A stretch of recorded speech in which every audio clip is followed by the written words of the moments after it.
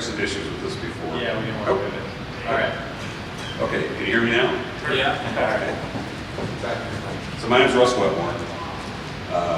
Computer gaming was kind of a second career for me. I had a career in music publishing before that.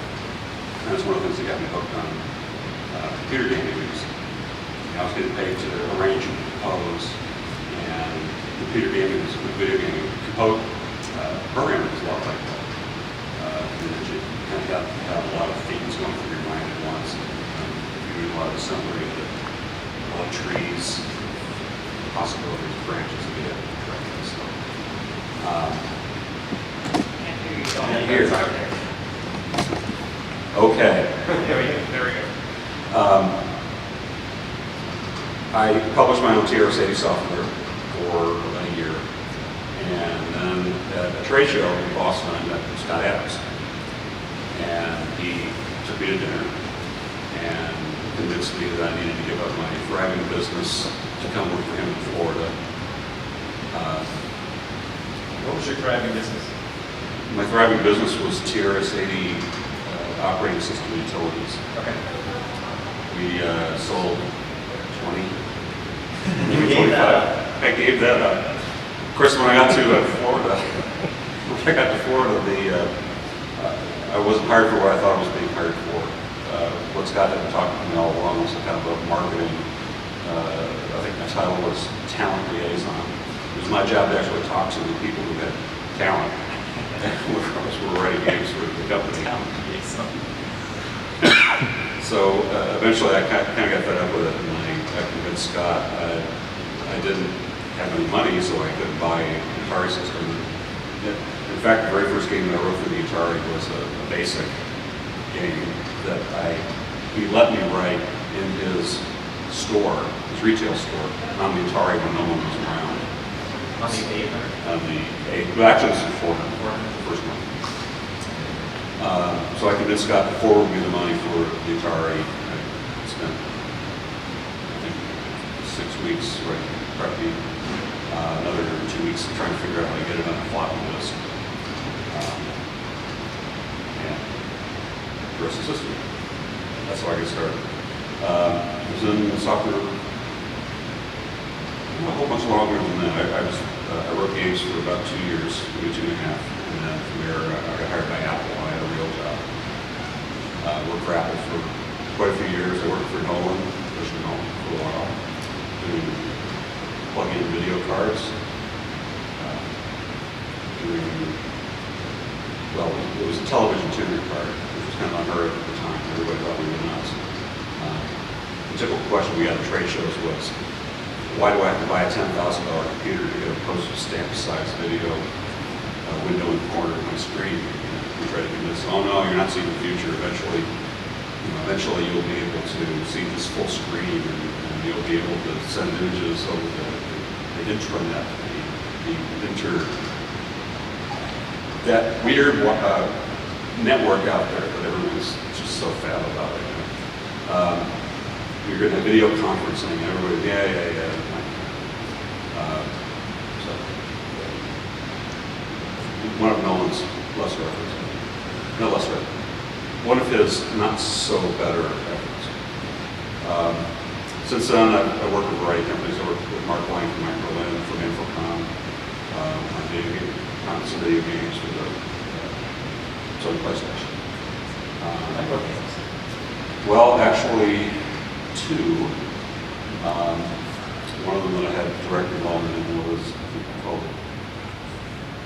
I don't remember exactly. It was a football game. It was a live action football game. And what we did was we went to the field with a couple of college teams and just filmed days of them running plays. And what we tried to do is we tried to put together a game by piecing together snippets of the plays that they would run. And we ran into a few difficulties, not the least of which being that it went from sunny to cloudy to rainy to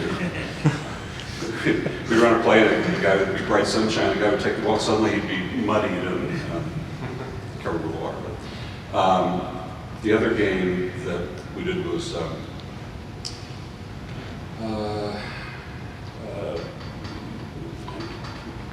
they said the memory's the second thing to go. I think I can't remember it, but it was a pretty good franchise for Sony. I don't remember, but Sony managed to pull three games out of the franchise, so it was fairly successful. The list goes on. I've been in business a long time. Worked for the Apple on the Apple division for a while. Worked on some Mac clones. I went to work for a couple startups doing internet, intranet software, web application frameworks. Worked for HMO. I worked for a consulting company selling, doing business development for IT strategy. Back to what I've been doing for the last 8 years, which is consulting, and I just recently, 6 months ago, took a job at the Weather Channel. One of my big passions is mobility, and the Weather Channel has a great mobility team. They have the most downloaded apps for just about every platform: Android, BlackBerry, iPhone, and iPad, and that's what I do nowadays. And that's a whole lot of time. There you go. Yeah, see, we're filling up the time. Yeah, so I got started a little later than you, I guess. I mean, I was young, a little younger. A little younger. You got more gray hair. I know, I do. It's bad. I got more gray hair than my dad. Anyway, yeah, so I'm Ed Freese. I got started at, making games in the early 80s.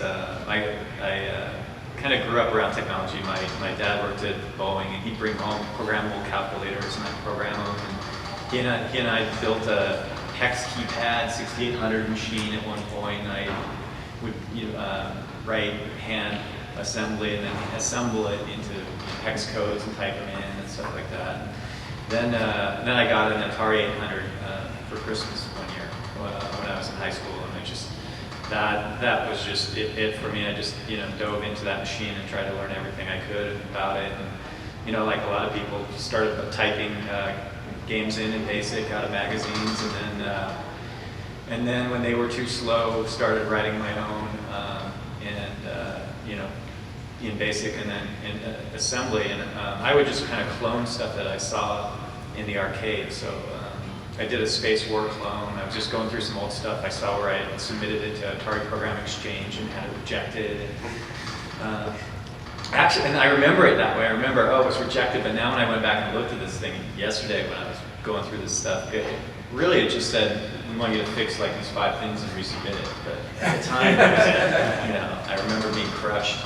But anyway, I made a Frogger clone that I call Froggy, and I put that out. And when I say put it out, I just gave it to some friends, and that was pretty much it.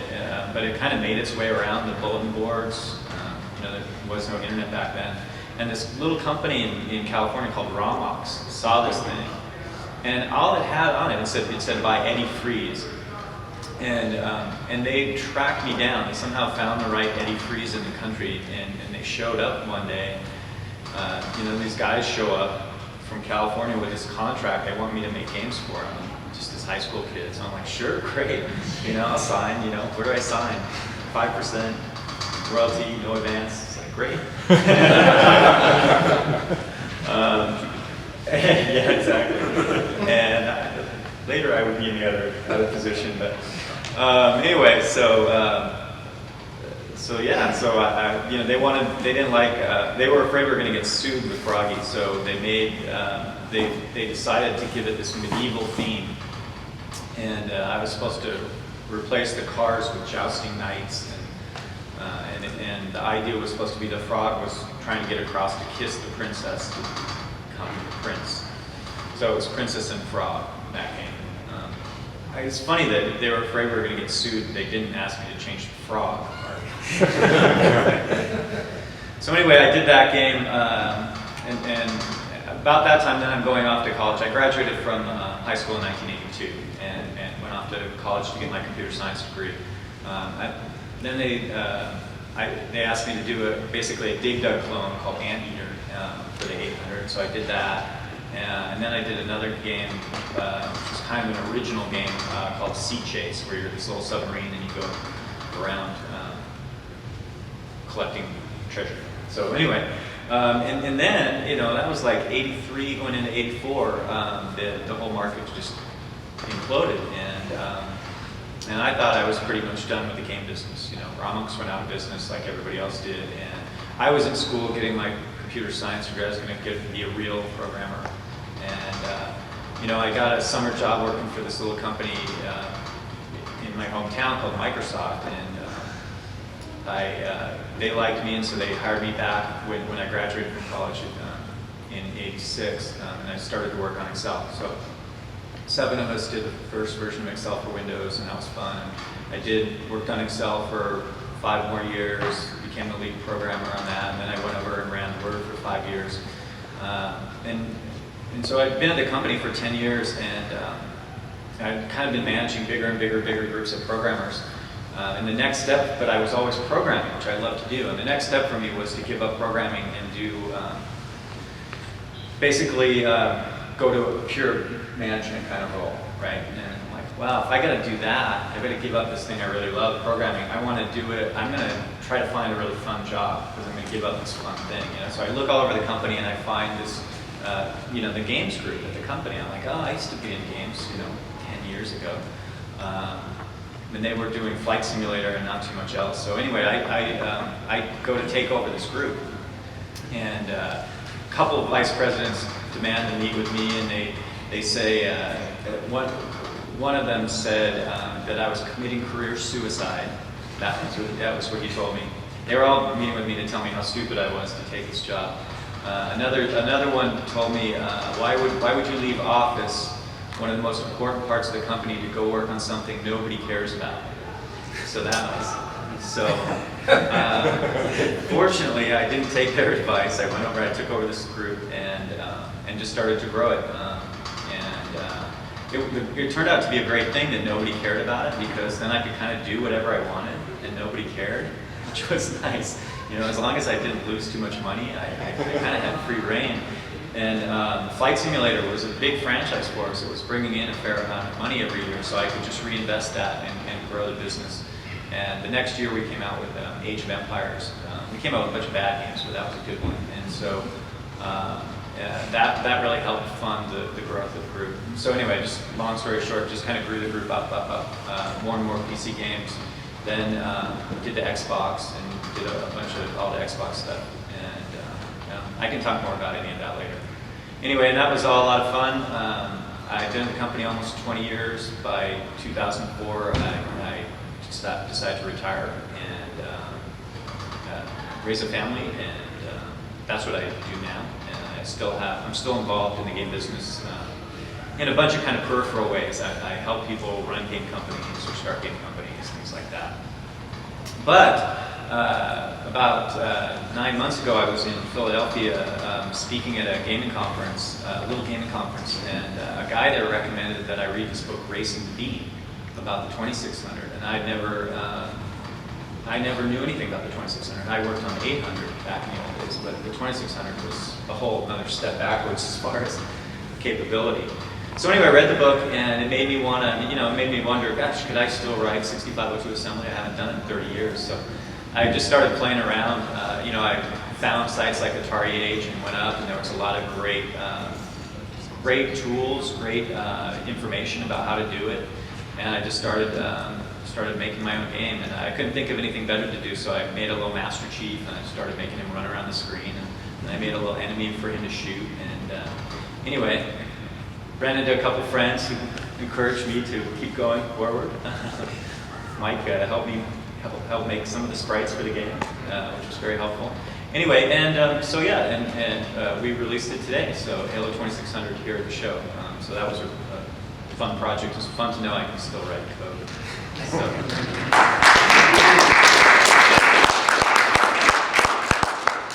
That's my story. Do you want to do Yeah, one of the things we thought we'd do is just tell some anecdotes, some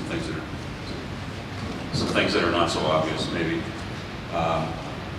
One of the big problems that we had early on was piracy. It was, well, relatively speaking, it was harmful in that I can't remember the exact sales figures on Preppie, but I think we sold not quite 30,000 copies, which at the time was like a runaway hit.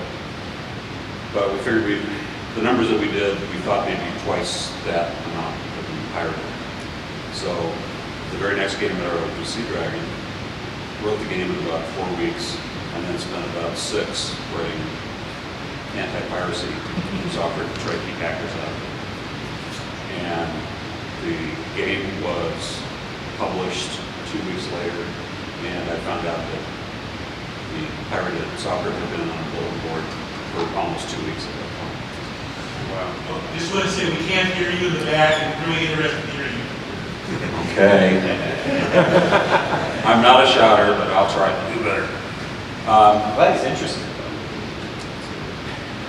So what you're saying was, by the time you got the game released, it had already been out? It had already been on the piracy boards for a couple of weeks. So was it a leak? Who knows? Somebody, well, yeah, we figured probably somebody inside gave it to a friend of theirs, and they gave it to a friend. I'm pretty sure I didn't break the copy protection on that one. But I did break some copy protection back in those days. That was something a lot of early assembly language programmers did. It was the Happy Drive, which helps you copy this. Yeah.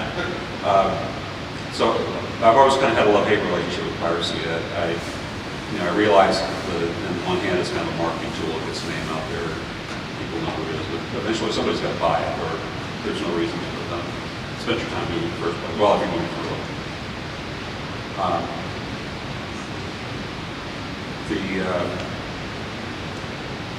The next program that I wrote, well, I wrote 3 video games in a row, and then I wrote a kind of a poor man's office for the Atari 800.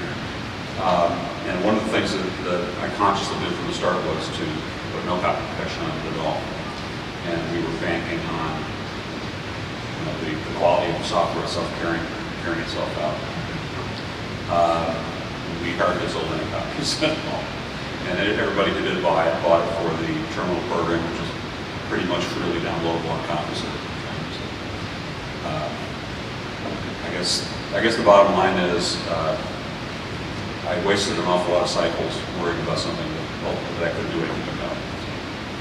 This was paperclip, this software? Actually, well, paperclip was for the Commodore 64. I did home pack. Oh, home pack, I'm sorry. Sorry, I forgot. Sorry.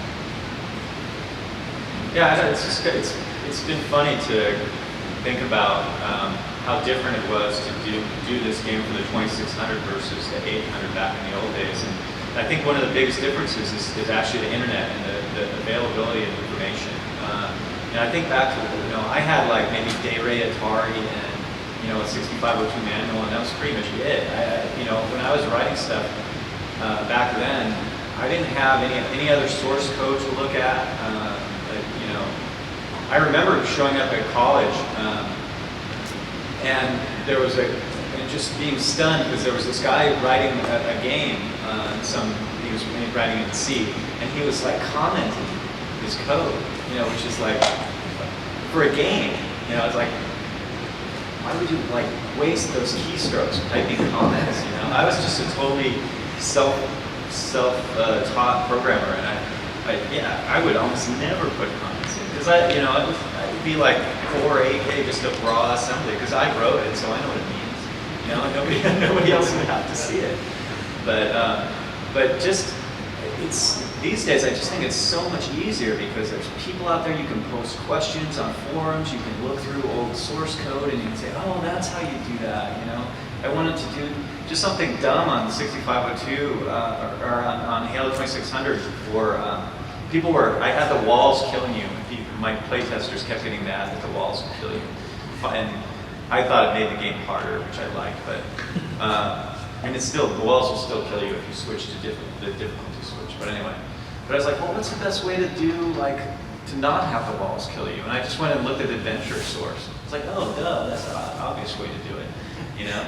It's like, you know, so I just think it's a different world now than it was back then. And you see these, like, you know, these guys up here who were working on the 2600 back in the day.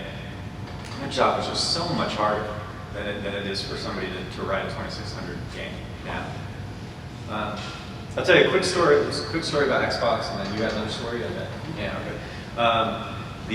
So the reason the Xbox is called the Xbox is it comes from DirectX. It was the DirectX box. The guys from the DirectX team wanted to make this box.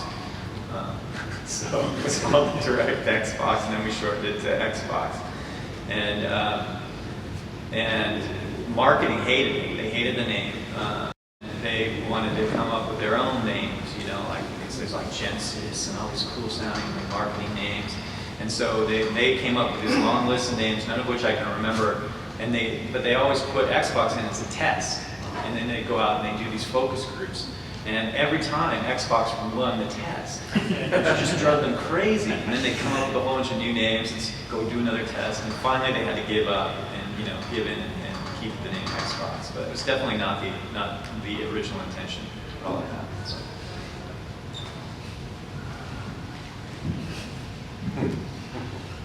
Hello. One of the great things about being in that atmosphere during that time was that there were a few of us, and we kind of all knew each other. And this was back in the day when 4 weeks was considered a long cycle for writing zines. So it was what you did for a living, right? 8 hours a day, well, 60 minutes a day. But you know, 4 weeks was generally about the time. And most of that was because those of us who were sitting around writing assembler couldn't figure out how to fill up 4K, except with a bunch of graphics. And it's like, we keep going, keep going, keep going. Oh, I still got a K-Lip, what am I going to do with it?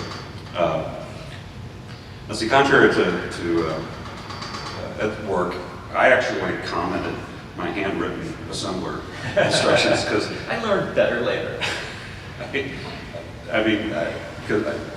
one thing we both had in common was we wrote code out longhand before we ever typed it in the computer. And I think a lot of that was just self-defense because back then it was just so hard to edit. Well, I did it because I was in school, so and I'd do that instead of paying attention to the teacher. And I'd go back and type it in. Well, that works too. But for people today, for programmers today, a lot of them just can't understand the mentality because you've got endless amounts of RAM and you've got high-level languages, and you know, even after we started using high-level languages like C, a real high-level language, you wrote it intimately knowing what assembler was going to produce, and you gauged the complexity and the speed of your programs basically based on how it was going to compile. In a way, it was a simpler time because we didn't know any better. We didn't know, we didn't have the advantage of all these newfangled object-oriented languages and environments. But that was all we knew too. Registers on the the Atari was particularly fun to work with because they did a lot of the work for you. Yes, 800 was a great machine program. Great machine. You just had to have Day-Ray Atari and read it cover to cover and memorize it to take full advantage of it.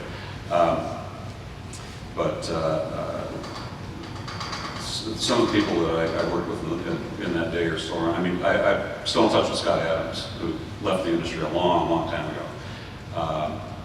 Happily ensconced in the Midwest with many, many children, and being very happy just being a programmer. So let's take some questions, right? Yeah. All right, yeah, go. How much convincing did it take Bill Gates to start the Xbox product? Well, there's a famous meeting that we call the Valentine's Day Massacre, and that was the final meeting where we were gonna decide to do this project or not. And it was scheduled for Valentine's Day. I think it would have been, so it would have been February 2000, I think it's right. And we go into this meeting, it's supposed to go from 4 to 6 o'clock, and Bill's there and Ballmer's there, and you know, it's like big deal, right? And actually, Bill wasn't there when we were all around the table. He walks into the meeting and he's got our deck in his hand, and he throws it down on the table, and he said some things I can't say on tape, and that's how the meeting started. And basically, he up until that point, the original Xbox was really a Windows PC in a box. That was the original plan. It was running Windows, okay? And we had at some point decided this wasn't going to work, and we were going to do our own real small, tight OS, more traditional console strategy. Well, this was the first he found out about that, and he wasn't happy about it. So he yelled at us for a few hours, and then Ballmer yelled at us for a few hours about the business case, and we're going to lose billions of dollars, and blah blah blah blah blah. And we're just sitting there. Once you've been at the company and long enough, you've been yelled at by Bill and Steve, and you're kind of used to it. So it's not fun, but you kind of yeah, all right, get it over with, keep yelling. So we're watching the clock though, because it's Valentine's Day, right? We've got like wives and girlfriends, and it's 6 o'clock, and it's 7 o'clock, and it's 8 o'clock. We've all missed our dinner reservations and all this stuff. We're in big trouble at home and at work. And anyway, and then basically what happened was another VP who was in the meeting brought up a competitive threat. I can't say exactly what it is here, but he brought up a competitive threat, and Bill and Steve looked at each other and thought for a second about what this guy just said, and they're like, "We got to do this." And then Bill and Steve were like, "Yeah, we should do this," And they've literally been yelling at us for almost 4 hours at that point. And then all of a sudden, we're going to do this. We're going to give you guys all the resources you need. We're going to keep the rest of the company away. We're going to make this happen. And that part, the good part, lasted like 5 minutes, and then the meeting was over. We were done, and we walked out of there. It was the weirdest meeting I'd ever been in almost 20 years of the company. But that was the approval of Xbox, in a nutshell. Yeah. So I remember, like, back when I was a kid reading Antic magazine and seeing the ads for Preppie and that. Were you directly involved in the marketing and like figuring out all the artwork for that and the branding of it? Well, can you hear me in the back? Okay. Preppie's kind of a weird story. It's kind of a perfect storm kind of deal. I was playing around on the Atari, and my then wife said I should do a game about Preppies because Preppies are really hot right now. I go, okay. Well, the game that I had been writing kind of looked like Farmer a little bit, a lot, and so I started writing it, and it was the first Atari game that Scott Adams had produced, so they wanted it to be good. So this was right around the time that they were changing their packaging. They were changing their advertising strategy, and so we started having these heads-up meetings where we talk about, well, maybe we should have maybe we should try to franchise this, make this into a character that we can sell. At one point, there were going to be movie rights and plush dolls and all sorts of other things. But we had the good fortune of having a young man in the company called Mark Murley, and he, on his own, went off and wrote the side story for the game. And once he had done that, everything just kind of clicked into place. Everybody had a firm idea on how the game should be and what it should look like. And, we got our publisher, or our printer, excuse me. Our printer actually had a fairly good artistic hand, and he came up with the artwork for the games. We worked out in packaging. As a matter of fact, we even, Scott, in an effort to create a West Coast sales force, created SoftCell, which turned out to be one of the larger software distributors. We jokingly call it Adventure International West. So all of these things kind of combined, and at the end of the day, we were doing our full-page ads and handouts and brochures, and absolutely none of that was determined at the beginning. So Well, it's been nearly 30 years now. A lot has gotten rather faint, I'm sure, for everyone. But by some chance, I actually remember purchasing each of your games and when I didn't, just by luck. I remember buying Anteater, Software Center, and something. And I remember buying Preppie at a store that's no longer out on Grand Central. And both of these games, the reason I attracted them was the music. Now, of course, as I recall, Anteater uses a JS Bach piece. I don't recall which one. I think it was in Display the Syndrome or something. I don't remember about the program. But it was simpler, but it was a nice tune with it. And Preppie, of course, had a lot of public domain music in it that went through. And it was really nice polyphonic music. How did you decide on those pieces and what did you games? Well, you're a musician, right? Yeah, I was a music major, so that was simple for me. The very first part of the program we got written was the music engine. I did the arrangements myself.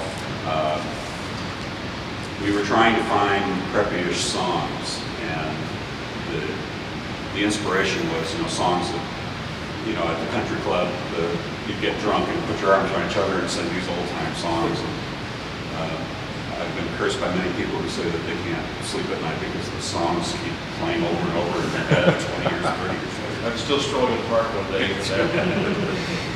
But just for the record, the other two songs are Mary's a Fine Old Gal and Ida. Those were the three songs.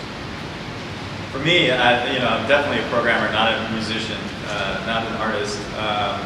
So if I wanted a song, if I could get it on sheet music, that was something then I could see the note. I know how to read. I can play the piano a little, so I know how to read music. So I can translate the notes off sheet music. And so it was just something that I could get on sheet music. Really pretty arbitrary. I brought this. This is the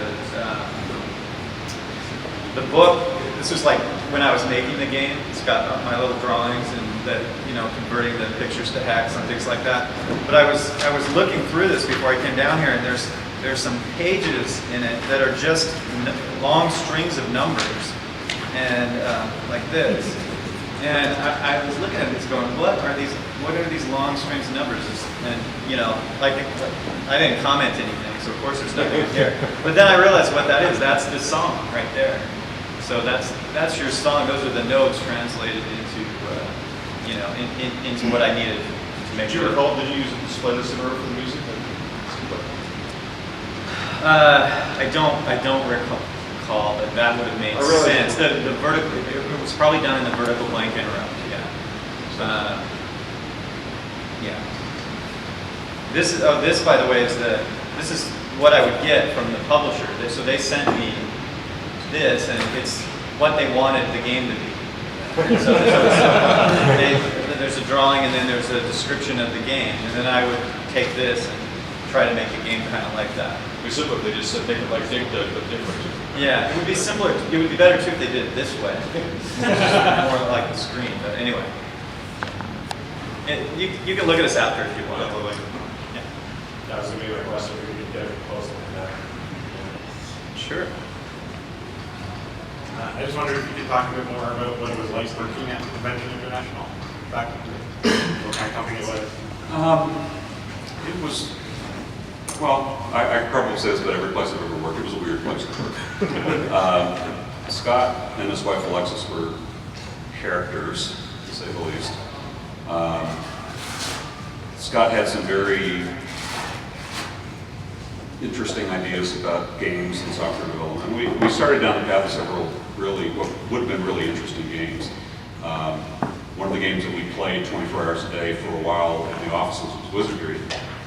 And so we said, well, let's do Wizardry only better. Let's make it 100 times the size. And how can we describe all of the different aspects of a room in this large maze using only 4 bits, so we can cram all this data together into a game. That never went anywhere. Scott insisted on moving to a new, well, we were actually renting a house in a neighborhood, and it wasn't zoned for business, and the neighbors were none too happy when there were 14 or 15 cars parked in the yard and on the street. So eventually we were kicked out, and Scott insisted on building a new building, except the only building he would have was how would they call it? A dome. And he built it in the middle of this business park. And you know, it was cool and all, and it had a lot of space in it, except when he tried to turn around and sell it. This was a business industrial park and this dome in the middle of it. Nobody wanted it. The one thing that was cool about working there was that Scott really had a vision on the software industry. And Scott was responsible for a lot. You know, if Nolan Bushnell invented the video game, Scott Adams invented the retail consumer software business. And it was really exciting to be there all the time.